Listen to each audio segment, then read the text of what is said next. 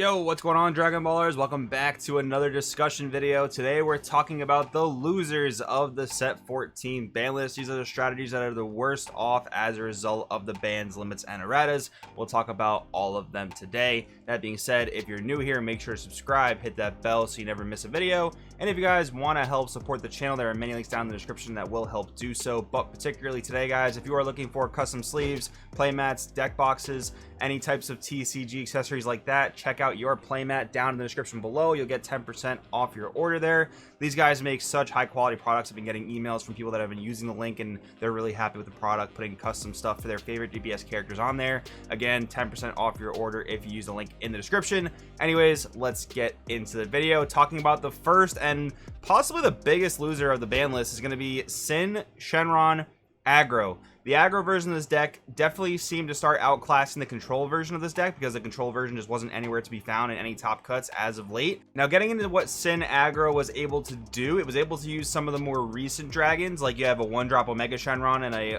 1-drop Nova Shenron, which original costs are 8 and 4 respectively. So you can play those both for 1, which will give you a total of 12 costs on your board, allowing you to play Cell Xeno as early as your turn 2, which could be your opponent's turn 1. You also were able to take a bunch of life with some of the new dragons because they just had effects that let you do so, and that would let you play Pan Great Ape Whisper when you awaken at 2 life. Like, with all these interactions, the fact that the dragons were the perfect cost for Cell Xeno, the fact that they let you rip down a 2 life, I gotta think that this interaction was absolutely not intended. Like, I guess they wanted to make Sin a little bit more aggressive, but I guess they just didn't really foresee the return of Pan Great Ape Whisper and Cell Xeno as Piccolo Abomination synergy with the deck, although it really just lined up perfectly for both these cards to be perfectly abusable with it. But yeah, Pan Great Ape Whisper banned, Cell Xeno errated to where the quadruple strike is not one of its base skills anymore. You only get the quadruple strike when you meet the conditions of the auto, which is having 5 or more energy. So this deck being able to end the game on turn 2, I just don't think it's going to happen anymore. Like, you still have your really big 1-drop triple striker, the TP Omega Shenron, and you can still drop it relatively early, probably like a turn 2 if you tried really hard. More than likely, though, a turn 3, you'd have to be using a lot of your burst effects that a lot of the new dragons have. But yeah, I just don't see the strategy really doing anything anymore. So where does Sin go from here? Sin is probably going to revert back to its control-oriented strategy, and it can be a bit more mid-range with a little bit of, earlier game-ending potential. Now that, again, they do have a 1-drop triple striker and the Omega Shenron that can copy double strike, copy dual attack.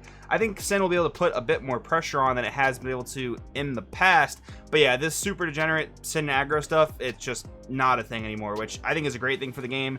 Does possibly make it the biggest loser on this list, though, but as we go through more of the video, you guys can be the ones to tell me if you guys think this is the biggest loser, or even if I missed any losers. Let's go on to the next one.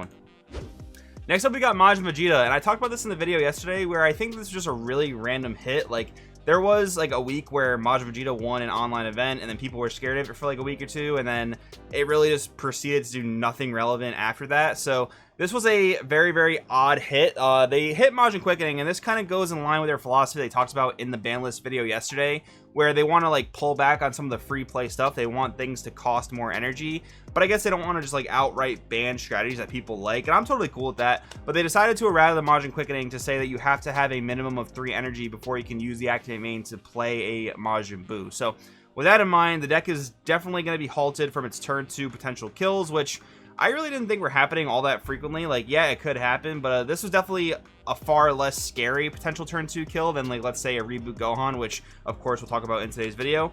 But yeah, this is a really weird one, and if they're going to take the stance on free play, they definitely missed the mark on some other really free and possibly degenerate things, but they decided to do it, and for that reason, Majin Vegeta is going to be worse off because of it. So there you go. Moving on to the next one, we're talking about King Piccolo. I would say a pretty big loser from this ban list, but I would not say that all hope is lost for King Piccolo as far as the future goes. So what they did on the ban list was a limited drum to 1 copy per deck, so that is going to limit King Piccolo's defenses pretty decently. I mean, you still have like Violent Rage, you still have Topo, and you have your 1 drum that you can actually grab off Attack of the Demon Clan, and a lot of King Piccolo lists don't really play too many copies of Attack of the Demon Clan nowadays, so you could possibly play more copies to fetch the drum that you only have 1 of in your deck, assuming it doesn't go into your life. And that is kind of one of the problems with 1-ofs Dragon Ball Super, especially they're searchable from the deck. It could end up in your life, and if that happens, that's kind of going to suck. But I mean, if you activate Attack of the Demon Clan, you could always just grab another Demon Clan guy, so it's not going to be too big of a deal. But enough rambling. Anyways, the point is, King Piccolo is going to see an immediate power nerf from Drum going to 1. I think that's pretty obvious, but I think that King Piccolo still has access to an insane amount of draw power since Piano is not banned and the Piccolo Jr. Unison was not touched in any way. And you still have King Piccolo New Ruler, which is just an insane card for red in general, so that's something to keep in mind. And I'm almost positive they're gonna print new King Piccolo support because they have this trend of releasing legacy support for strategies that people have generally liked. King Piccolo was definitely a fan favorite for many people, and they're probably going to want to introduce some sort of new demon clan that King Piccolo can play so that the strategy doesn't just like completely fall off the face of the earth. Like, if it so happens that limiting Drum to 1 really makes the deck way too inconsistent in terms of being able to put demon clans in your life and playing them from your life, I'm almost positive they'll print some more that have the combo effect, like maybe one in an anniversary box or maybe one in a TP. Like, who knows, but I can totally see it happening. But yeah, for now, King Piccolo is a loser, but we'll see what happens as time goes on. Next up, we got Mecha Frieza. Of course, this is a really big hit in the form of yellow. Mecha Frieza itself was not directly touched as I wished it would have. I know many of you guys also wish the same thing, but instead, we got Universe 9 Assemble ban and a Bergamo Ferocious Roar limit to 1. Now again, same vein as King Piccolo, this is going to be an immediate power nerf to Mecha Frieza. Mecha Frieza is not going to be quite as broken as it was with 4 Unite Assemble and access to 4 Bergamo Ferocious Roar. That's just blatantly obvious, but Mecha Frieza still poses a problem for the future of the game, card design wise, and this is what I really don't understand about this decision. I guess it's just a leader they didn't want to ban so soon, sure, I guess, but so many reasons on their ban list was we don't want to limit card design, we don't want to limit card design. Mecha Frieza super strictly limits the card design of any yellow extra card with a cost of 2 or less they want to print. There's some 2-cost extra card in set 14 that's so irrelevant the name escapes me, but it's 2 costs, draws a card, and rests a card, and it can't be untapped for the until the next turn.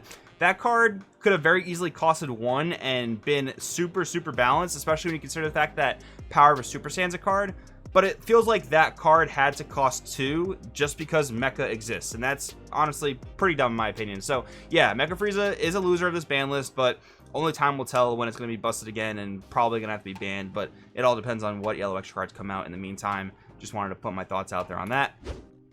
And another loser of the ban list is definitely going to be Yellow Baby. This is one of the minor civilian casualties we saw with the ban list here. This deck was an absolute powerhouse in the set 8 days when it came out because it was able to put out really big bodies for really cheap and just be super fast and super aggressive. And that was really before we had counterplays like Frieza Charismatic Villain and Godsling Technique Trunks. Those cards often like made this deck obsolete when they came out, but still 2 core cards from Yellow Baby were addressed on this ban list. Again, we had the ban of Pan-Graded Whisper and the limit of SS4 Goku Heartfelt Plea.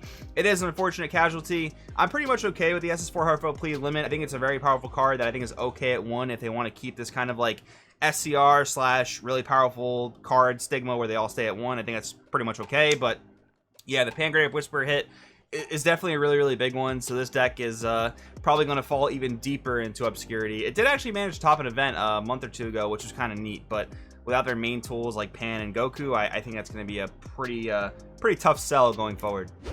And the last one we got to talk about today, guys, of course, is Reboot. Go on. This leader has been banned. Hallelujah. Thank you. This just promotes super incredible, unfun gameplay. It just did not need to exist. It just does way too much as a leader. The stuff in the main deck, obviously, being super aggressive. Like, not having summoning tickets in the game means that any viable one-drop attacker or free attacker, like an Overwhelm or a Belmont or what have you, is just so insane in this deck. So it's awesome this leader's gone. That's a really great thing off the ban list. But yeah, guys, that's all I have for you today with my list of losers from the ban list. Come back early next week. We'll do the winners as well. But of course, I want to know in the comments below what you think. Do you agree? Disagree? Let me know. Thanks for watching. I'll see you guys next time.